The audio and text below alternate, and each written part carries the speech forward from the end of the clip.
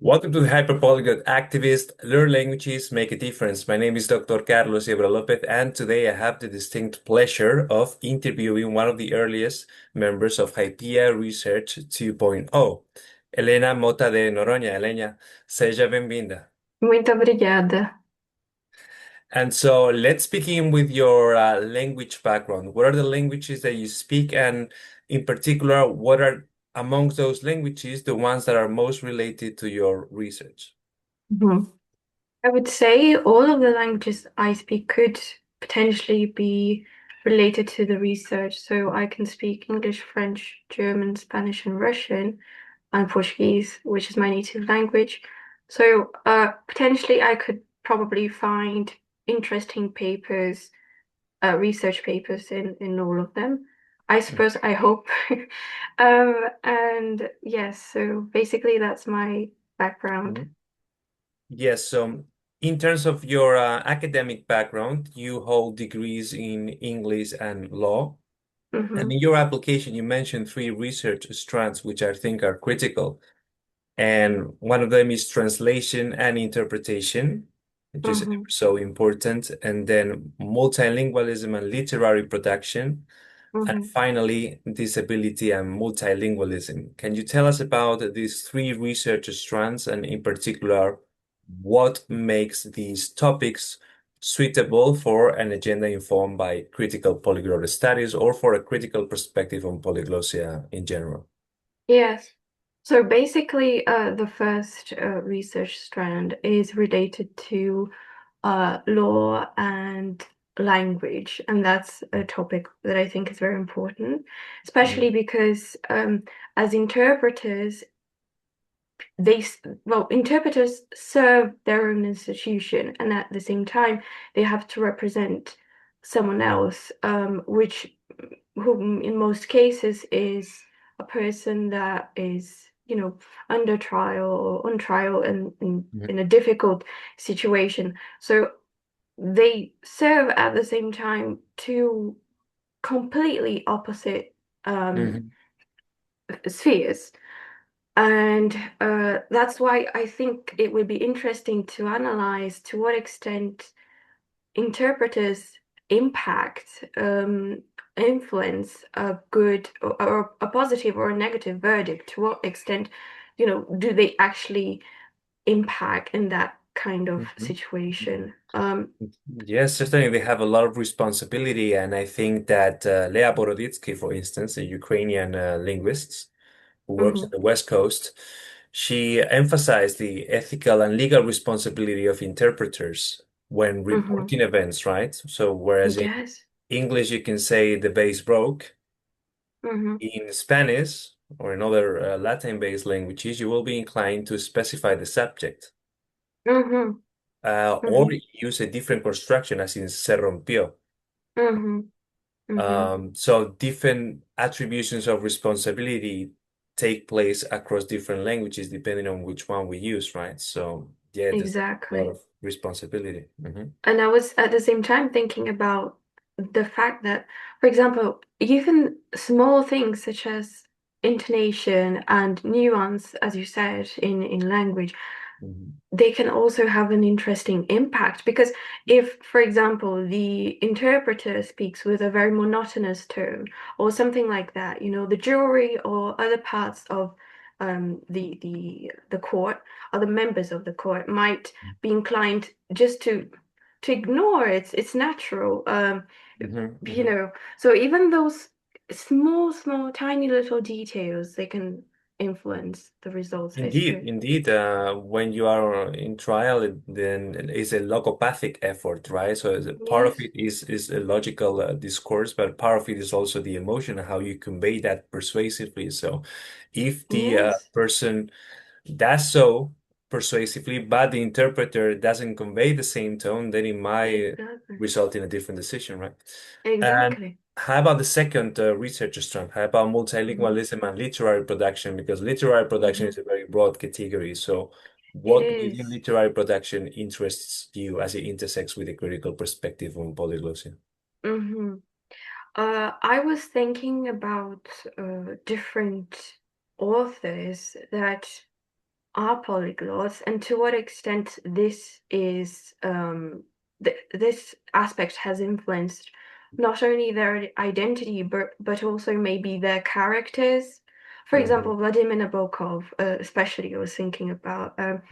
Mhm. So there are so many um, texts of his reflecting the interest, the fascination for language and languages, and at the same time, it can be elitist, in the sense that, okay, you can speak that many languages, but you don't care about your reader who Mhm. probably can and is not as smart as you are.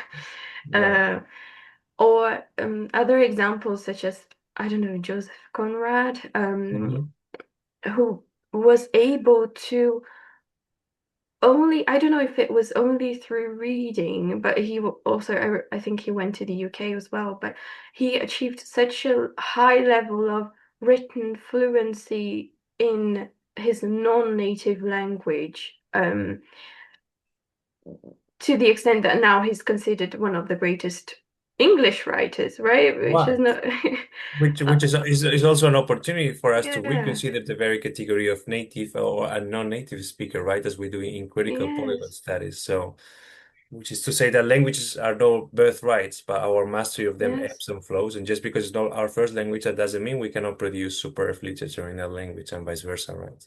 Yes, exactly, exactly. So that concept of who actually owns the language, as it were, who is a native Mhm. speaker, Right. Or, and or or is it worthy to address languages as objects of property, right? yes, yes. Yeah, fascinating questions. And finally, one which is an up and coming, I would say, a scholarly domain, which is disability studies. So disability studies and Mhm, multilingualism. Just today, I saw the publication of a Routledge Handbook of Neurodivergency and Applied Linguistics. mhm. So what interests you in the intersection between language and disability? Well, so first of all, it's my personal experience because I'm a Mhm. disabled person. I'm blind, and Mhm. um, and when I was a child, what would often, in most cases, happen was that we would go to schools and ask, okay, can I have lessons here? And they would say, well, you could, but we don't have material for you, which was Mhm. basically the same as saying no. Mhm.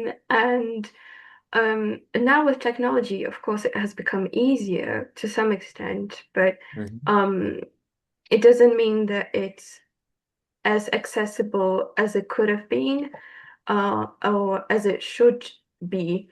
Right. Um, so in many apps, I don't know, most apps, I would say, Duolingo, Babbel, Mhm.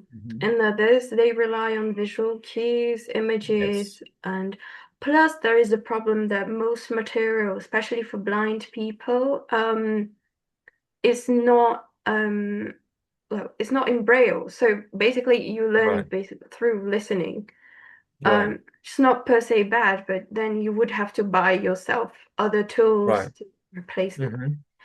Yeah, Um, yeah, incredibly important. I don't know if I guess you are aware of Olga Koeva, right? Who's also mhm. a HYPIA member. Yeah, And yeah, I'm not sure what technological adaptations Olga uses, but I'm always surprised yes. at how uh, seemingly she seems to encounter no difficulty in interacting, for instance, in the HYPIA WhatsApp group through Brit Hmm. text. Exactly, because it's well, she uses different she has a kind of Braille display that transforms everything in Mhm. Braille, and that specific equipment is, well, it's really expensive. So I mean, Yeah. for most normal people, it would be a kind of effort. Um, but it's also possible to read the messages through something called voiceover, which is Right. something in that, and that's an interesting advancement that has happened because in every phone there needs to be some accessibility tool, Right. which Mhm. wasn't the case, right? But, well, and Right. you don't need to install it. It's already, there. Just need to activate it. Hmm. And um, also, I think teachers play an important role as well, and many of them aren't ready to, or aren't re willing. It's not a matter of being ready or not. I think it's a matter of willing to adapt their strategies. So, Hmm. uh, yeah. Did you find that in Brazil, where you studied your English and laws degree, there were enough adaptations for you to manage the curriculum, classes, etc.? Yes, but because I had the previous knowledge that was like required. For example, not all blind people could use a computer as well as I or as well as Hmm. other people could. And Hmm. so because they didn't have this, they didn't learn it as early, so they Hmm. will be lacking in this kind of particular aspect. Hmm. And so, for example, typing, you have to learn using the like J and F keys, and you because there is a small sign, right, in those Hmm. two particular keys. And when you type, you have to probably to learn to type faster, you have to do it since well for many months. So train it Mhm. really. Right, right, right. Like a Um, graphical training, yes. yes, and then to learn how to search and write, and Hmm. that can be. So I had the needed support because also my family, my mom was always very like angry at people really who Hmm. didn't make the effort, and Right. so because she Mhm. demanded, then Mhm. See, this is very interesting because it reminds me of the conversation around accents. So some people pretend that some accents are not understandable, when in reality, it's just another way of saying, I don't want to make the effort to understand your exactly. accent, right? So how unintelligibility is oftentimes a code word for unwillingness, right? I think that's what Mm-hmm. you're pointing out. Yeah. Mm-hmm. Or sometimes teachers would say, I'm sorry, I don't have the specific degree that is needed to teach you. I mean, Right. okay, that's kind of the same strategy, I think. Hmm. So, well, uh, yeah, I cannot, unfortunately, I would like to, but I don't have the specific degree, so, well, Right, and right, right, right. I see that training was equivalent to a 4-year degree or something like that. And Yeah. also, but now it's kind of different because people created different kinds of labels. For example, well, yes, I think ableism is one of them, to be honest, because Right.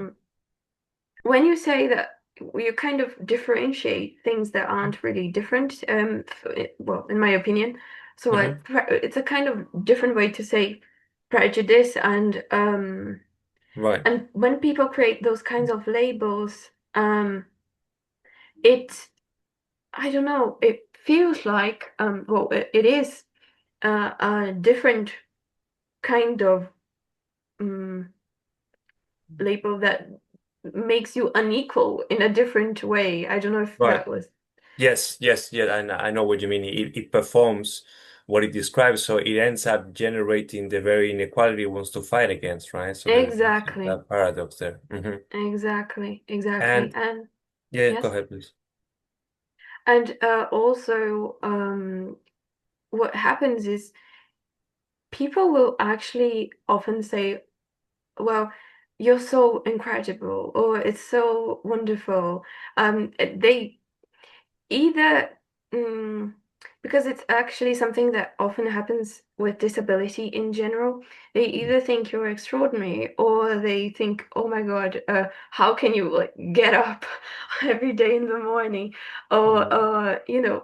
because the expectations for a disabled person, they are so limited that any kind of Mhm. achievement is seen as something extraordinary, or if you don't achieve anything, it's Yeah, just pity. Yes, I hear you. I completely hear you. It's the same when we learn new languages, right? People have Yeah. this condescending attitude that, oh my God, your English is amazing, right? When you speak three words. Yeah. And then when you Yeah. get better, then people say, oh, your English is not that good. And it's actually much better than when they say it was amazing, right? Yeah, So yes, exactly. there is that condescension which language learners will be familiar with, yes. Yes. And how do you think about these research across the three strands that we mentioned in terms of publications? Would you like to Mm. publish in peer-reviewed journals? Do you aim to publish a book in the long term? What do you see your publication portfolio looking like over the following 2 to 5 years?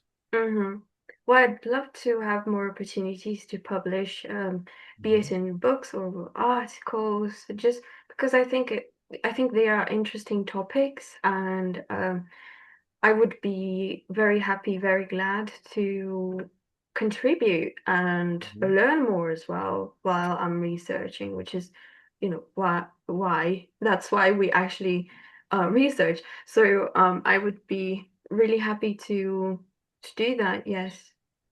Yes, and we will be very, very happy to provide you with assistance and to Thank help you. you out, and also to receive insights from your own research, which, as we've discussed, there is a lot of material to go through. So this is an excellent, Mm. excellent opportunity, and I hope that it will result in a win-win for everybody at HYPIA Research. Thank you. And what are the topics that you think what is the first topic that you would say is more interesting for the group out of those three areas? Very good question. I think the last one we discussed, Mm-hmm. disability and multilingualism, is perhaps the most original one, Mm-hmm. and the one that will be also most in demand by specialists. Mm-hmm. And I have specific journals in mind. For instance, the Journal of Language Discrimination Mm-hmm. devotes itself specifically to this. Mm-hmm. And I also think that, as you pointed out, the lived experience is something that cannot be acquire by reading a lot of books. Either you've gone Mm-hmm. through that yourself, that experience, or you haven't, right? So Mm-hmm. you can contribute as a first person perspective. Mm-hmm. It's of great value, and also there are other scholars that you can exchange notes with, as in we mentioned the example of Olga, but I'm sure you know many more. Perhaps not HYPIA members, but I think that this is an increasingly solicited academic field, and people will be thrilled to read what you have to contribute here. Okay. Okay. Mhm. Thank you. All right. Thank you so much, Elena, Thank and look you. forward to collaborating with you further. Thank you. Thank you Thank very you. much. Bye bye. Bye bye.